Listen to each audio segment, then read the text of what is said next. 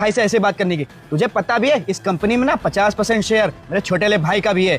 हाँ, ये किसान आदमी है, इनका पढ़ने में मन नहीं लगता था, इसकी वजह से ये काम ऐसे कर रहा है।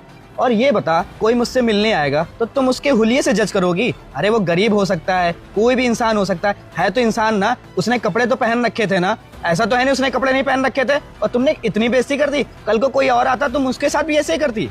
पर सर, मुझे सच में नहीं पता था कि ये आपके भाई हैं। अगर पता होता तो मैं कभी इनके साथ ऐसे बिहेव नहीं करती। और सर, आप खुद ही तो सोचिए, ये ऐसे बन के आए, इतनी गंदी सी शर्ट और इतनी गंदी सी चप्पल पहन के आए, ऐसा लग रहा है पता नहीं कितने गंदे हैं, कितने दिन से नहाए तक नहीं है। तो मेरी जगह कोई भी होता तो वो ऐसे ही सोचता है इनके बारे में। तो मैंने भी कुछ गलत नहीं सोचा सर। तुमको पता भी है ये देखने में ही छोटा लगता है मगर इसके पास बहुत पैसा है। और वैसे भी इसके पास भी ऐसे एम्प्लॉय हैं जो तुम्हारी तरह इससे बदतमीजी से बात तो ना करते। और हाँ, रह गई इसके कपड़ों की बात, तो ये किसान आदमी है, कपड़े ऐसे पहनता है। अब हमारी तरह अगर ये सब पहन के घूमेगा तो खेतों में गंदा नहीं हो जाएगा? पर सर, आप खुद ही सोचिए ना, ऐसे होलिये में ये बन के आए हैं। मेरी जगह कोई और भी होता वो भी इन्हें घुसने नहीं देता। और आप खुद सोचिए, हमारी कंपनी की ना कुछ टर्म्स एंड कंडीशंस हैं, उसमें ये फिट भी नहीं बैठते। ये बन के ही नहीं आए ऐसे, मैं कैसे इनको कंपनी के अंदर घुसने देती सर? अच्छा सृष्टि, मुझे एक चीज बताओ, आज मेरे भाई की जगह तुम्हारी मम्मी होती या तुम्हारे बड़े भाई होते, तुम्हारे पिताजी होते, क्या तुम उनसे भी ऐसे बात करती?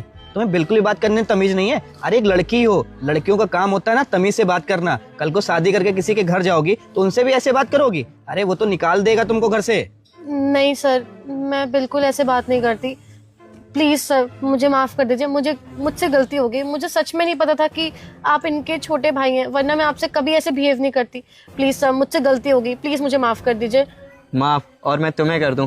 मैं कितनी देर से तुम्हें समझाया जा रहा था कि नहीं, सच में मेरे बड़े भैया हैं और मैं तुम समझी नहीं। मैं कह रहा हूँ कि बड़े भैया हैं मेरे 50% का उसमें पार्टनरशिप है, लेकिन नहीं, तुम तो मेरी बेइज्जती पे बेइज्जती किए जा रही हो, बेइज्जती पे बेइज्जती किए जा रही हो। तो अब मैं तुम्हें माफ़ करूँगा। एक काम करो बड़े भैया, इसको निकाल दीजिए।